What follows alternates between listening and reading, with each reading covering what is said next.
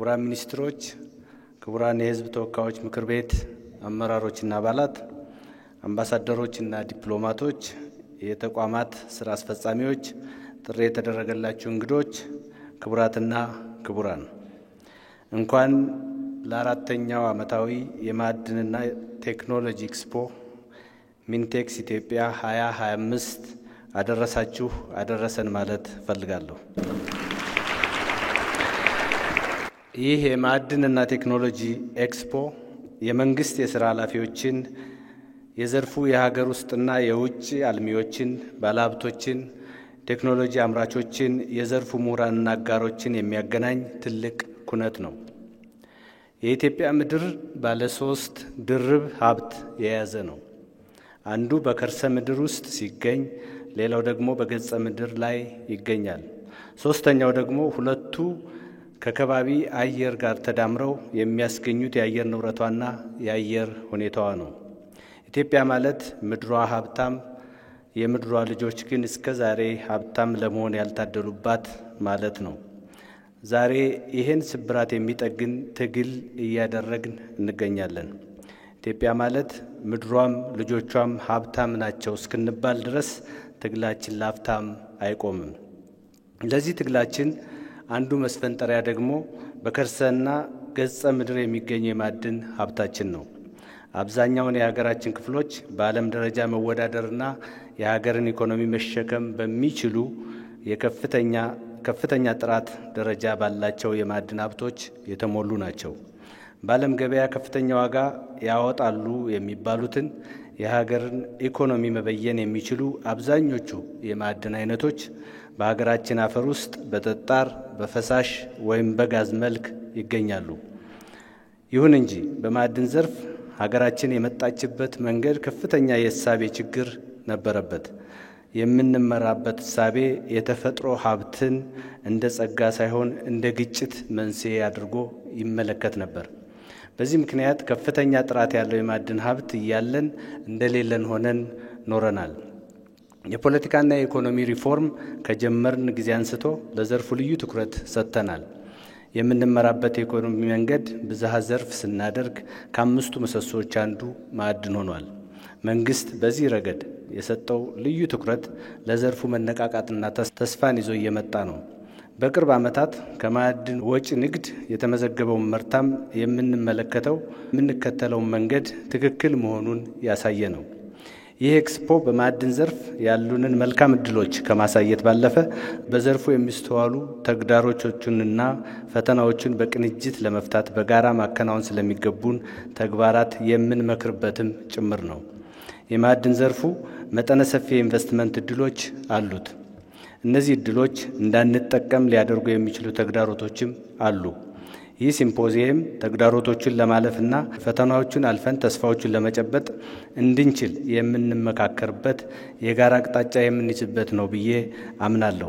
ኢትዮጵያ ከፍተኛ ኢኮኖሚያዊ ጠቀሜታ ያላቸው ልዩ ልዩ ማዕድናት ባለጸጋ ነች። ከፍተኛ መጠን ያለው ነዳጅና የተፈጥሮ ጋዝ፣ ወርቅ፣ ፕላቲኒየም፣ ፖታሽ፣ መዳብ፣ ብረትና ሌሎች በርካታ ጠቃሚ ማዕድኖች አሏት። እነዚህ ሀብቶች ኢንቨስትመንትን በስፋት በመሳብ ለሀገራችን ኢኮኖሚና ማህበራዊ እድገት ከፍተኛ አስተዋጽኦ ያበረክታሉ። ኢትዮጵያ ለኢንዱስትሪ ግብዓት የሚያገለግሉ በከፊል የከበሩ የኃይል ምንጭ የሚሆኑ ማዕድናትም አሏት። ሀገራችን የብረትና ብረት ነክ ማዕድናት እንዲሁም የግንባታ ማዕድናት መገኛም ናት።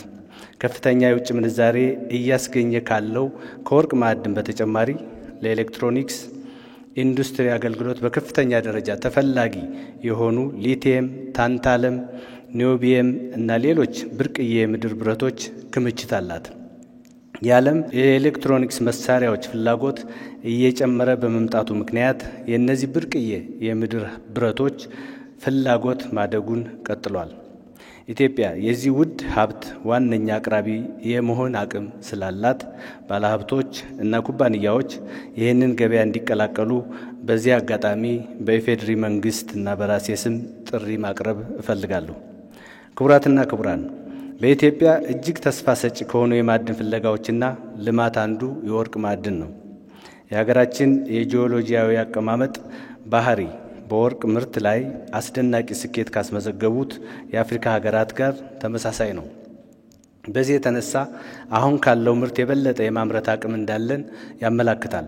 በአሁኑ ወቅት በሀገራችን የወርቅ ክምችት ያለባቸው አካባቢዎች ብዙም ጥቅም ላይ አልዋሉም። እነዚህን የእምቅ አቅም ቦታዎች በሚገባ በማልማት የብልጽግና መስፈንጠሪያ ማድረግ ላይ ጠንክረን መስራት ይጠበቅብናል። ከዚህ ባሻገር እያደገ የመጣውን የዓለም የኃይል ፍላጎት ለመቅረፍ ብዙ ያልተጠቀምንበት ነዳጅና የተፈጥሮ ጋዝ ሀብት አለን። በማዕከላዊና በምስራቃዊ የሀገራችን አካባቢዎች የተደረጉ ጥናቶች ከፍተኛ መጠን ያለው የነዳጅና የተፈጥሮ ጋዝ ክምችት እንዳለን አመላክተዋል። እነዚህ ግኝቶች ዓለም አቀፍ ትኩረትንና ኢንቨስትመንትን በመሳባቸው ምክንያት የማዕድናት ፍለጋና ጥናት እንቅስቃሴዎች በሀገራችን ጨምረዋል። ለግብርናው ክፍለ ኢኮኖሚ እድገት ትልቅ አስተዋጽኦ ማበርከት የሚችለው የፖታሽ ማዕድን ኢትዮጵያ እስካሁን በሚገባ ያልተጠቀመችበት ዋና ሀብቷ ነው። በኢትዮጵያ በአፋር ክልል ዝቅተኛ ቦታ በተለምዶ ደናክል ዲፕሬሽን የሚባለው በዓለም ላይ ከፍተኛ የፖታሽ ክምችት ካለባቸው ቦታዎች አንዱ እንደሆነ ይታመናል። ይህ የፖታሽ ማዕድን ለማዳበሪያ ምርት ዋነኛ ግብዓት ከሆኑት መካከል አንዱ ነው። የዚህ ማዕድን ልማት የምግብ ሉዓላዊነታችንን ለማረጋገጥ ለጀመርነው ጉዞ አንድ ፍቱን መድኃኒት ይሆናል ብለን እናምናለን።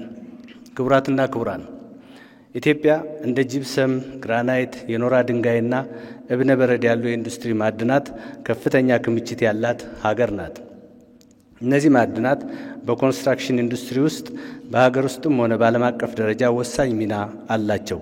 ኢትዮጵያ ባላት ጂኦስትራቴጂያዊ አቀማመጥና የሀብቷ ብዛት በዓለም ዙሪያ የመሠረተ ልማት ዝርጋታዎችን ለመደገፍ የኢንዱስትሪ ማዕድናት ግንባር ቀደም አቅራቢ በመሆን ገና ጥቅም ላይ ያልዋለችውን እምቅ ያልተነካ አቅም እንዳላት ይታመናል። ከዚህም ባሻገር ኢትዮጵያ በምስራቅ አፍሪካ ስምጥ ሸለቆ ስርዓት ውስጥ የምትገኝ በመሆኑ የእሳተ ገሞራ እንቅስቃሴና የቴክቶኒክ እንቅስቃሴ አለባት። እነዚህ ደግሞ በርካታ የጂኦተርማል ኃይል አካባቢዎች ባለቤት እንድትሆን አስችሏታል። እነዚህ ሀብቶች ታሳቢ በማድረግ የኢትዮጵያ መንግስት የማዕድን ዘርፉ ለሀገራችን ኢኮኖሚ እድገትና ለዜጎች ሁለንተናዊ ብልጽግና እንዲውል የሚያስችሉ እርምጃዎችን እየወሰደ ይገኛል። በዚህም የማዕድን ሚኒስቴር ግልጽ የፈቃድ አሰጣጥና ቁጥጥር፣ የኢንቨስትመንት ማበረታቻዎችን ዘርግቷል። የአካባቢ ጥበቃና የማህበረሰብ ተጠቃሚነት ግልጽ መመሪያዎችና ምቹ የዘርፉ የልማት ፖሊሲዎችን እየተገበረም ይገኛል። ይሄ ከኢትዮጵያ በጋራ ተጠቃሚነት መርህ የኢትዮጵያን የማዕድን አቅም ለመጠቀም የሚፈልጉ ባለሀብቶች ምቹ ሁኔታን ይፈጥርላቸዋል።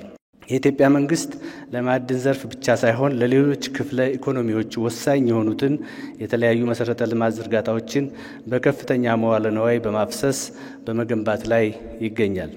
የመንገድ አውታሮቻችን በእጥፍ እያሳደግ እንገኛለን። የኃይል አቅርቦታችንንም በታላቁ የህዳሴ ግድብ እና በሌሎች የኃይል አማራጮች አማካኝነት በከፍተኛ ሁኔታ እያሳደግን እንገኛለን። እነዚህና ሌሎች ሁሉ አቀፍ የመሠረተ ልማት ኢንቨስትመንቶች የኢትዮጵያ መንግስት ለውጭ ቀጥታ ኢንቨስትመንት ምቹ ሁኔታን ለመፍጠር ያለውን የማያወላውል ቁርጠኝነት ማሳያዎች ናቸው። ክቡራትና ክቡራን፣ ዓለም አቀፍ ምርጥ ተሞክሮዎችንና አሰራሮችን በመከተል የማዕድን ኢንዱስትሪ ልማታችን ለኢኮኖሚያዊ እድገታችን አስተዋጽኦ ከማድረግ ባለፈ የዜጎቻችንን ሕይወት እንዲሻሻል በማድረግ ለመጪው ትውልድ የተሻለች ሀገር ማስረከብ እንችላለን።